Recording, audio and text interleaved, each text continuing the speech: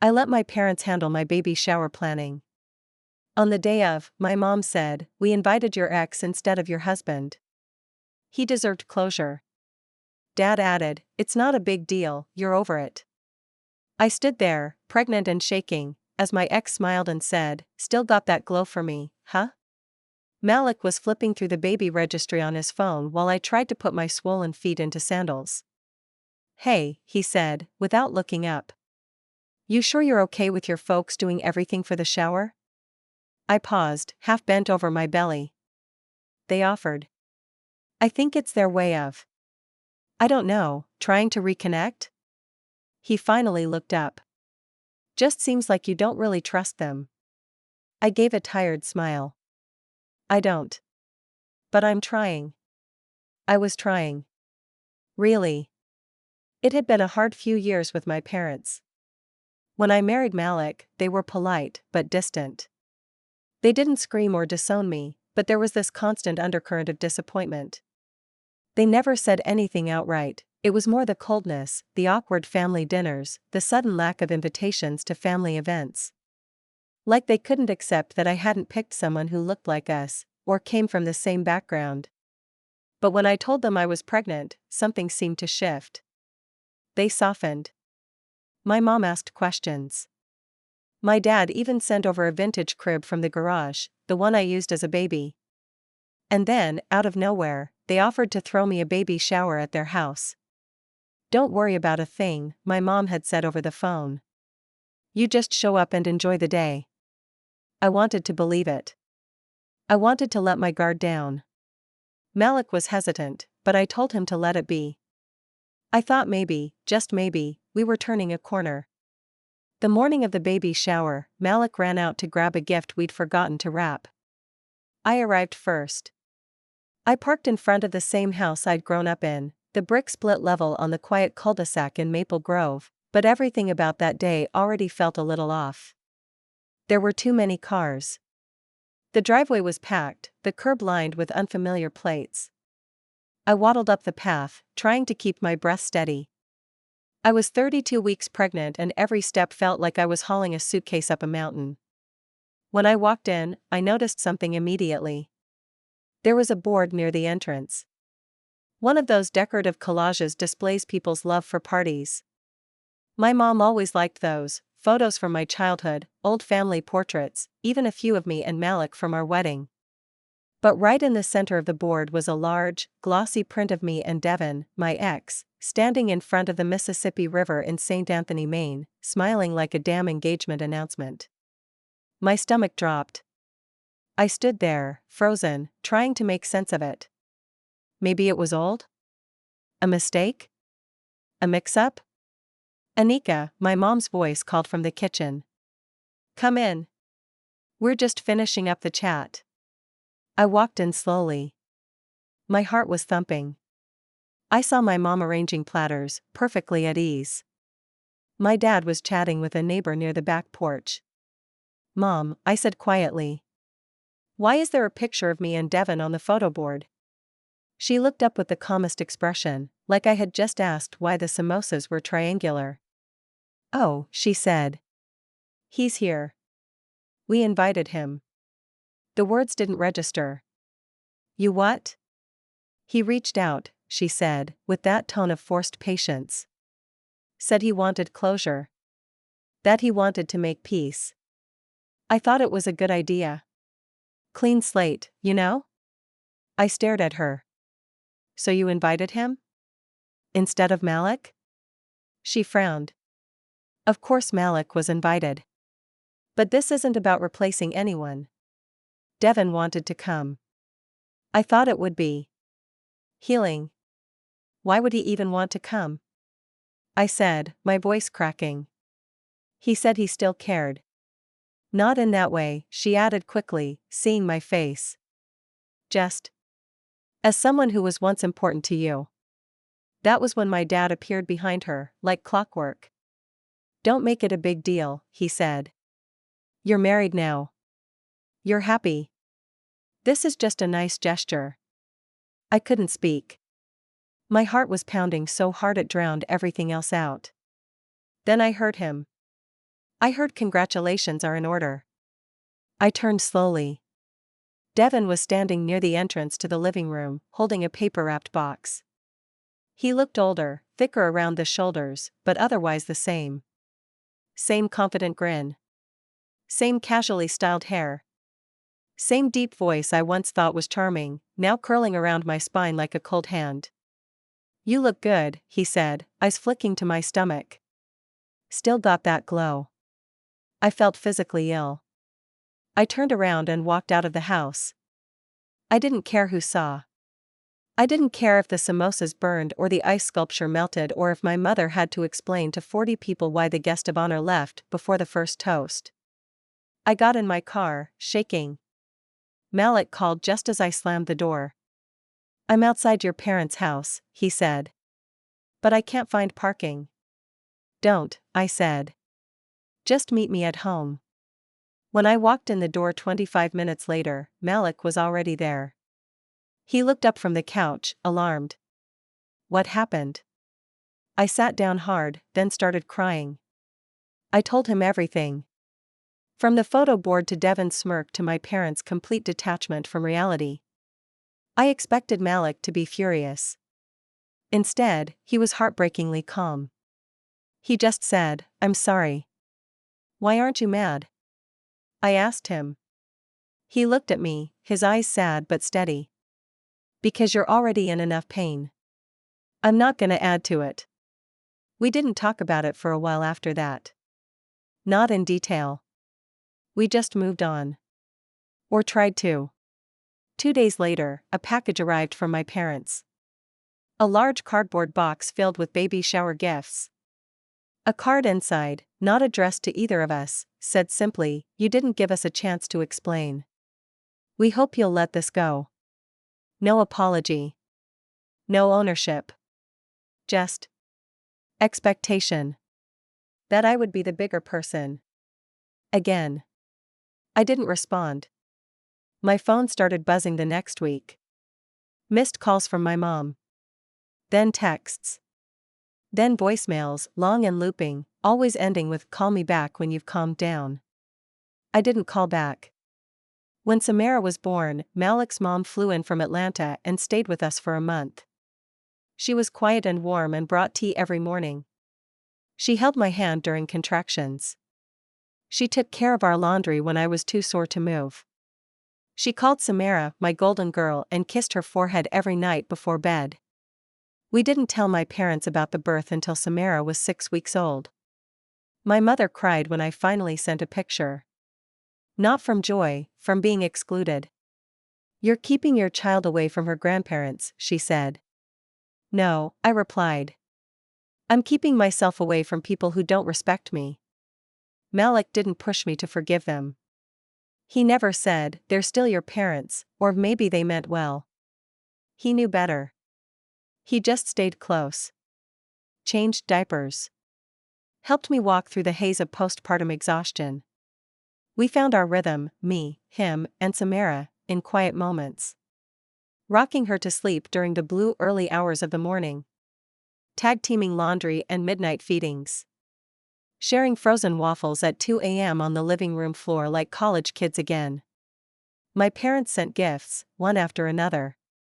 Dresses, toys, books, silver anklets, a miniature gold chain with Samara's name engraved in Gujarati. I left them unopened, stacked in the hallway closet. Then came the unannounced visit.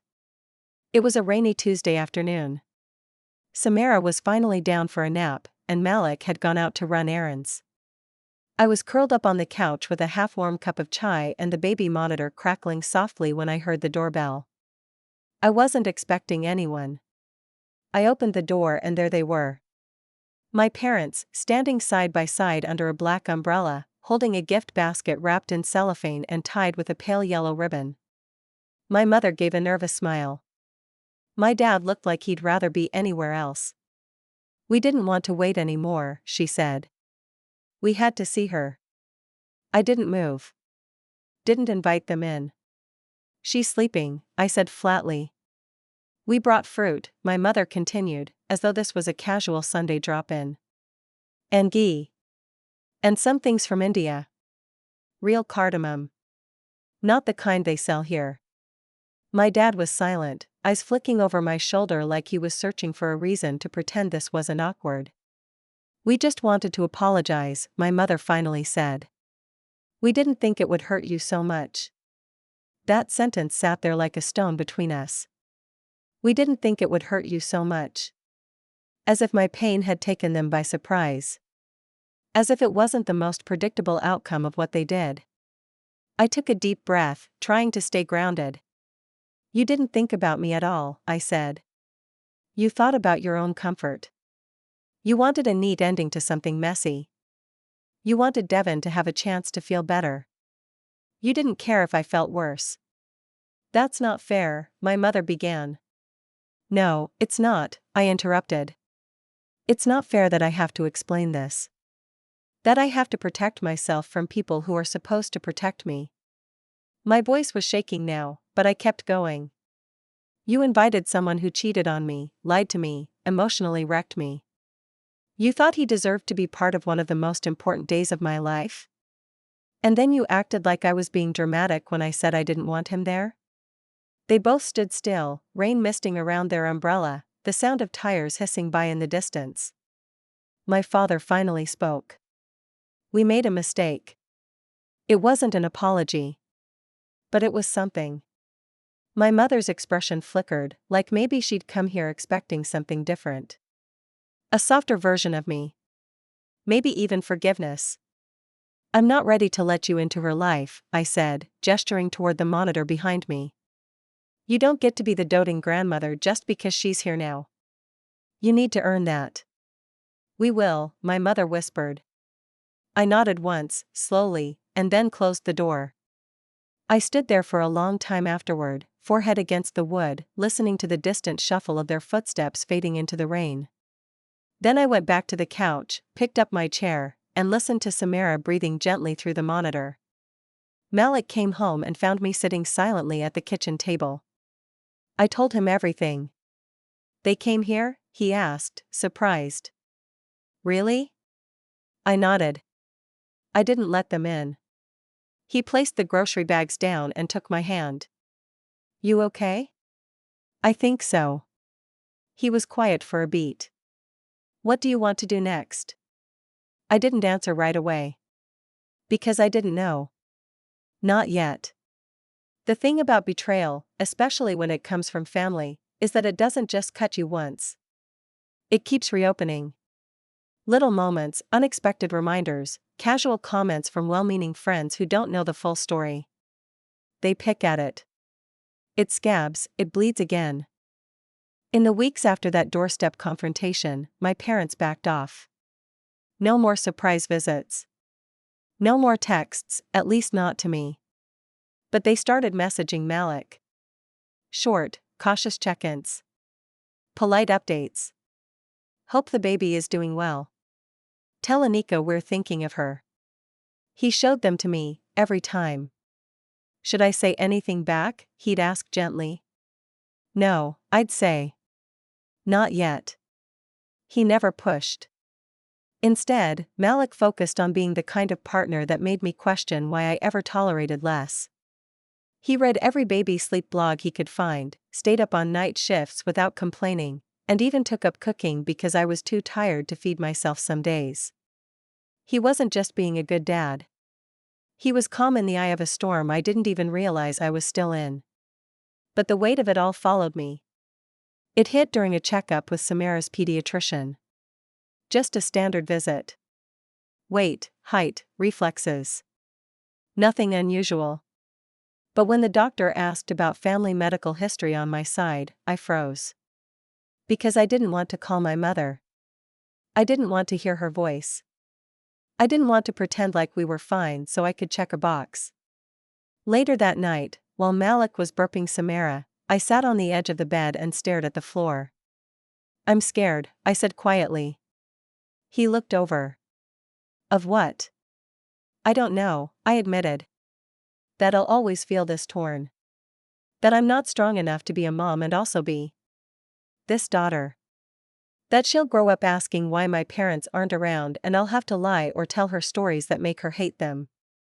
He sat down next to me, gently rubbing my back. You don't have to figure it all out now. But what if I never do? Then you don't, he said. And we deal with that, too. Samara was 3 months old when the first test of boundaries came. My cousin, Nikhil, was getting married in St. Paul. He and I were never especially close growing up, but we had that obligatory family loyalty. He called me directly and said, I want you there. I know things are weird, but I want you to feel welcome.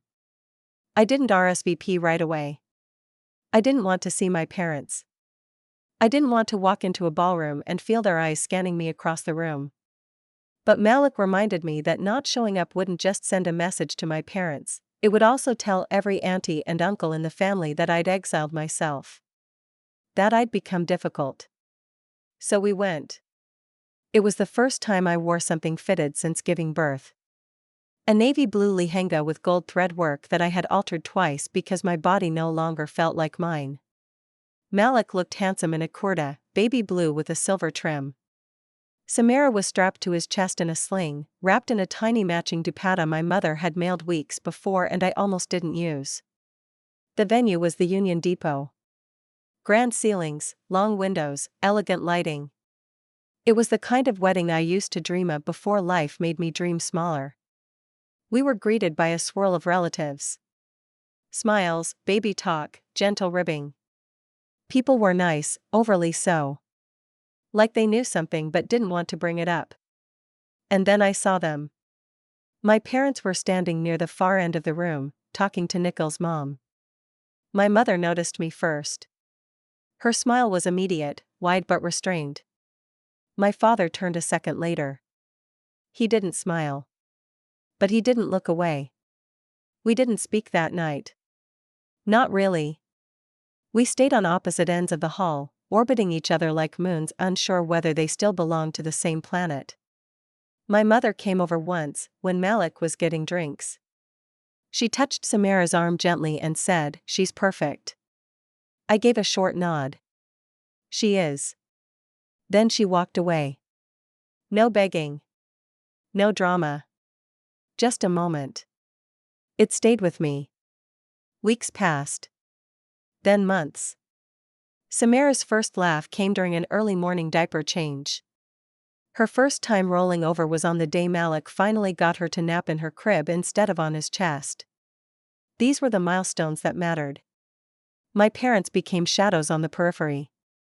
They stopped texting Malik. The packages stopped. I think they realized that space wasn't a punishment. I wasn't trying to hurt them. I was trying to protect myself. And that hurt them more, in some ways. I saw their photos in family group chats. Weddings, dinners, holiday pujas. They smiled, but there was a stiffness. I imagined them talking about us in past tense. I wondered what stories they told themselves to make sense of the silence. And then, without warning, came a letter. Not an email. A real, physical envelope. Mailed to our apartment. Handwritten. Neat and familiar. I held it in my lap for 3 days before opening it. The letter was written in my mother's handwriting. Neat, rounded, careful, the way she used to write in my school lunch notes, back when she still called me Beta without strain. It began formally, "Anika, we've waited to speak our hearts because we knew nothing we said would change how you feel. But we want you to know what we now understand, even if it's too late to repair what we broke." I almost stopped reading. That part of me, still raw and shaking beneath the surface, didn't want closure. Didn't want empathy. I wanted space. But then it continued, "We betrayed your trust, and no matter how we framed it, tradition, sentiment, or our need for peace, it was betrayal. We made a spectacle out of your pain, and we centered ourselves in your moment. It was not our story to tell, nor to heal. We understand now that we were wrong. You do not owe us forgiveness. But if, in the future, you feel safe letting us earn our way back, we are willing to work. Quietly. Without expectation. No excuses. No, but you have to understand. Just a quiet acknowledgement that they knew they'd overstepped. And yet, I still didn't reply. Not for another 3 months. What changed was a conversation with Malik. We were sitting on the balcony one night in March. The snow was starting to melt, the air had that late winter dampness, heavy but hopeful. Samara was asleep in her crib. We were sharing a fleece blanket and a mug of lukewarm cocoa. "I think they finally get it," Malik said, gently. "They might," I answered. "But I still don't feel safe around them." "You don't have to be." "Not yet. Maybe not ever." I sighed. I don't know what kind of daughter I want to be. What kind of mother do I want to model for Samara? He looked at me for a long moment. Then he said, "Maybe you show her what boundaries look like. What self-respect looks like. And maybe one day, what earned forgiveness looks like too." That stayed with me. So I replied to the letter. I kept it simple: "Thank you for acknowledging what happened. I'm not ready to reconnect yet. But I appreciate the space." The true revenge didn't come with confrontation. It came with absence. It came with me choosing not to need their validation. With letting the silence between us grow not out of punishment, but out of power, mine. The power to no longer let them live rent-free in my spirit. But life, as it always does, kept moving. Samara turned one that fall. We threw a backyard party, just a dozen friends and family. Malik's mother flew in. Our neighbors helped set up streamers and balloons. The air smelled like grilled corn and cardamom cake, and when I looked around, I realized I hadn't thought about my parents all day. That was the most healing thing of all, not the confrontation, not the letter, not even the apology. It was the quiet realization that I no longer built my joy around their approval. And then the final piece fell into place. Malik and I had been saving to buy our first house. Nothing fancy, just a place where Samara could grow up with a yard, her own room, and maybe a swing on a maple tree. We'd been looking at listings for months, always just a little over our budget, or not quite right. And then one day, Malik sent me a listing. It was a modest 2-story, a little worn but full of charm. Large backyard, big windows, just 20 minutes from our apartment. I recognized the street name immediately. It was 3 blocks from my parents' house. I laughed when I saw it. Actually, I laughed. Because it wasn't bitter anymore. It was poetry. "Are you serious?" I asked him. He grinned. Best school district in the area. Huge kitchen. We could afford it. And the irony is delicious. I wasn't looking to provoke them. I didn't want to rub our happiness in their face. But I wanted them to see what it looked like. What it felt like to be completely unnecessary to it. We bought the house. We moved in during the spring. Samara toddled through the empty living room, squealing as her voice echoed. Malik and I set up the nursery together. The neighbors brought over banana bread. I saw my mother from a distance one morning, walking with a neighbor near the park. She stopped. Stared. I smiled, just enough. Then turned and kept walking. That was the last time I looked back. Because some people think revenge means cutting someone out loudly. But the most satisfying revenge? Is rebuilding your life so well, they have to watch from the sidelines. Not because you blocked them out. But because they taught you, by their own example, that you're better off without them in the center of it.